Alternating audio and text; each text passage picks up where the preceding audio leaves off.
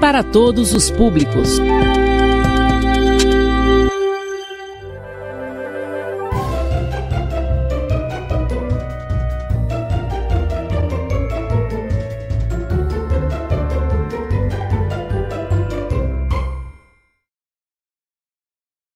Olá, turma, boa tarde.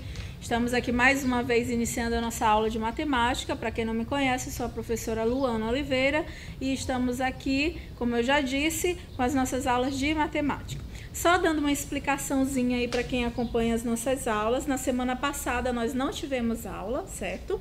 Por conta de um imprevisto aqui da gravação, mas estamos aqui de volta essa semana, dando aqui continuidade aos nossos assuntos, tá certo? Então, hoje, o que é que nós teremos hoje? Nós já estamos na nossa aula de número 17, olha, e nós teremos hoje os seguintes assuntos, tá?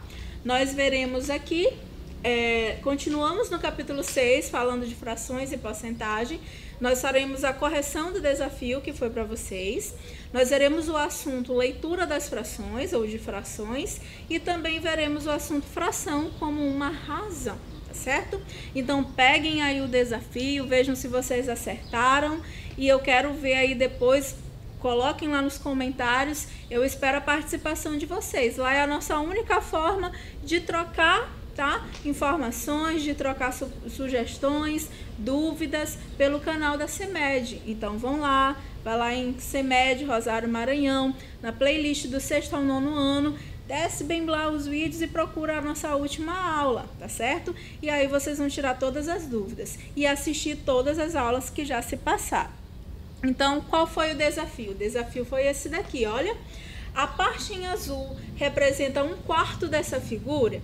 Então, nós temos ali um retângulo que foi dividido em 4 partes e eu pintei uma dessas partes. E eu estou perguntando se a parte que eu pintei, ela representa 1/4 dessa figura, certo? E aí, o que vocês colocaram em casa? Se vocês colocaram sim... Erraram, gente, erraram feio, tá? Então, não esqueçam que o que foi que eu falei na última aula, eu ainda deixei uma dica, que a fração, a parte, né, o todo, ele precisa ser dividido em partes iguais. Essa figura está dividida em partes iguais, gente? Não, né? Então, eu pintei 1/4 dessa figura. Então, gente, como eu disse, eu pintei 1/4 dessa figura? Não, né? Então, acertou quem disse... Não, tá? Não está pintada 1/4 dessa figura. E por quê? Porque ela não foi dividida em partes iguais. Tudo jóia? Acertou aí? Ótimo. Vamos para a nossa próxima, tá? Leitura de frações. Eu quero que vocês observem bem agora aí para o slide. Nós temos aqui, ó, o Garfield ali preguiçoso, que eu espero que vocês não estejam assim, estejam animados. Mas o que interessa saber aqui nessa questão, ou nesse slide? Observe nessa situação o número fracionário, ó, 1/3. Só para vocês terem uma ideia, passamos cerca de 1/3 da nossa vida dormindo. Oh, já li a fração, olha, eu queria fazer de novidade para vocês, mas eu já li. Então, nós passamos 1/3 da nossa vida inteira dormindo, acreditam nisso? Isso é um fato verdadeiro, tá? Agora, como que a gente lê essa fração? E como nós lemos as demais frações?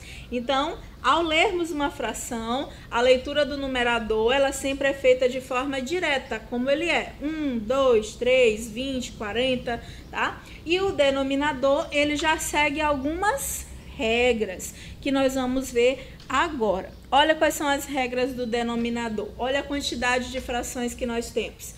Quando o denominador for 2, nós lemos meio. Quando for 3, terço. Quando for 4, quarto. 5, quinto. 6, sexto. 7, sétimo. 8, oitavo. E 9, nono. Já o 10, o 100, o 1000, 10.000, eles têm outros nomes específicos. Olha essa primeira fração, ó. Eu tenho no numerador o 3 e no denominador 2. Então, como é que eu leio? O numerador é lido normalmente. Só quem tem a regrinha para ler é o denominador. Então, como eu leio? 3/2. A próxima, quando tem 2 e 3, como eu leio? 2/3. terços. Continuando, 3 quartos, 1 quinto, 5 sextos. Estão acompanhando aí comigo, gente? A próxima, 4 sétimos, 5 oitavos e 7 nonos. Então, aí até o 9, nós já sabemos. E quando o denominador for 1? Gente, a gente não escreve aqui o denominador 1, né? Mas ele está embaixo de todos os números. Por exemplo, quando a gente coloca assim o número 2, tá?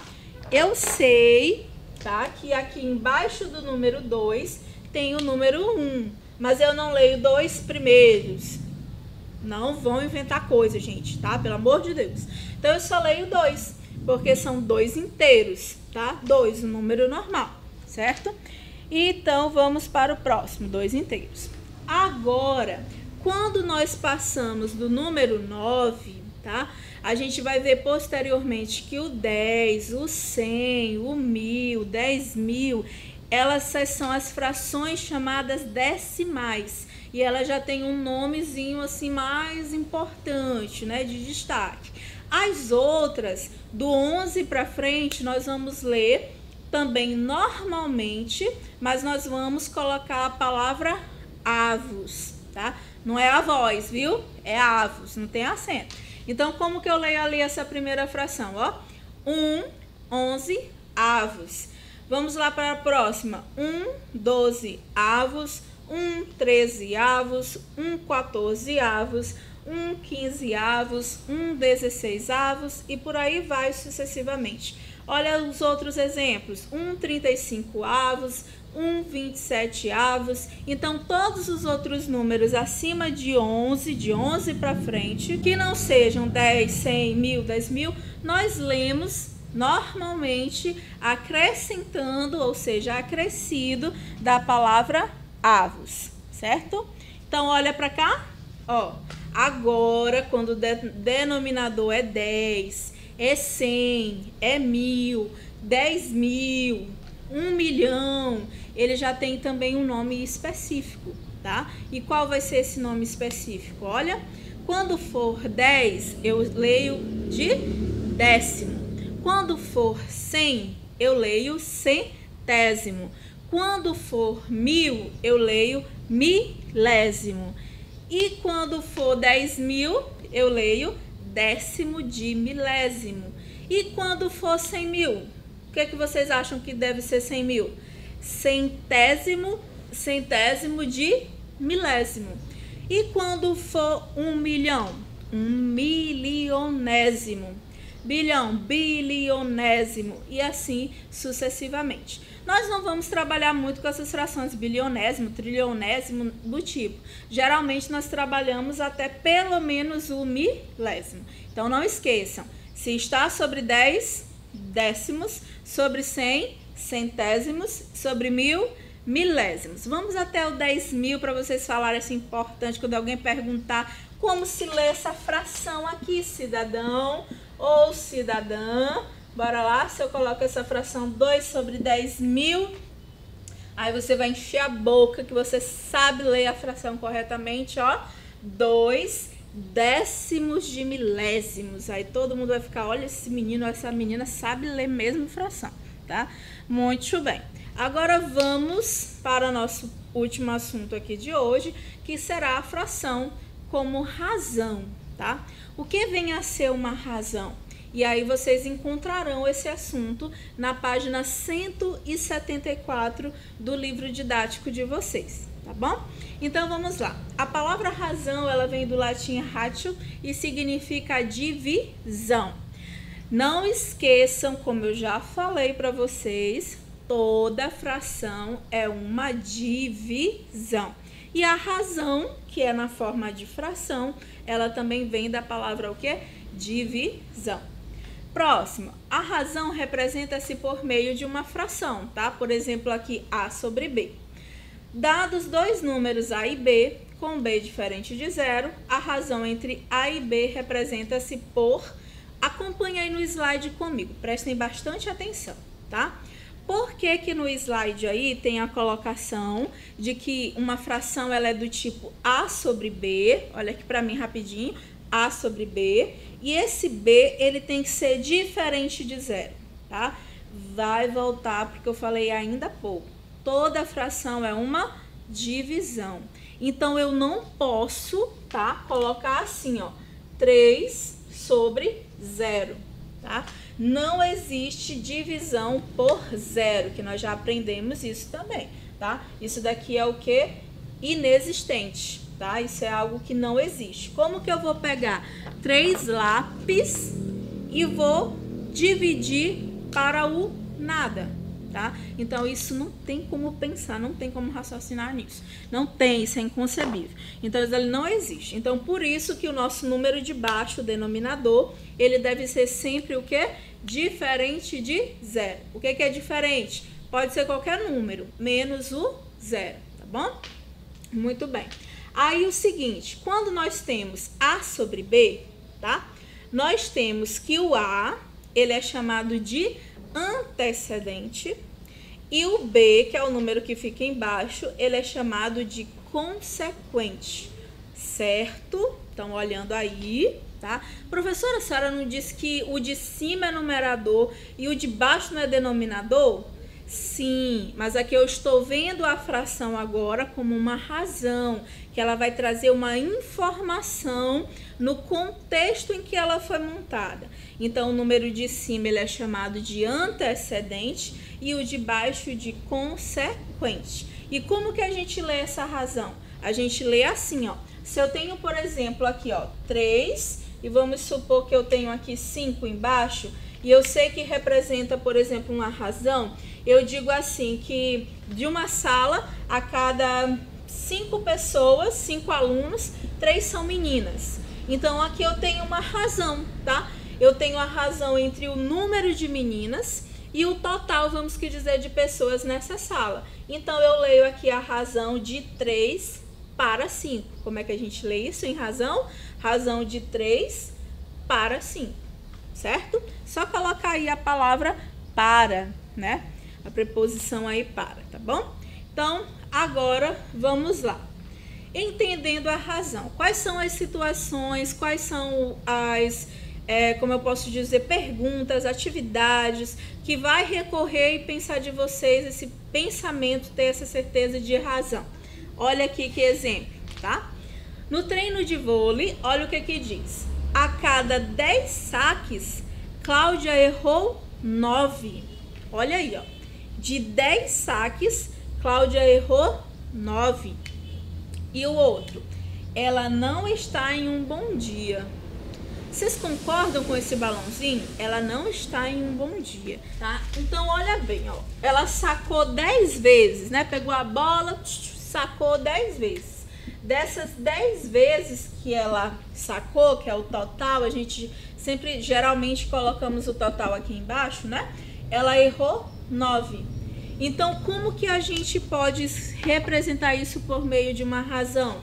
Por meio de um contexto, né, em forma de fração. Nós podemos dizer o quê? Aqui, 9, a razão de 9 para 10.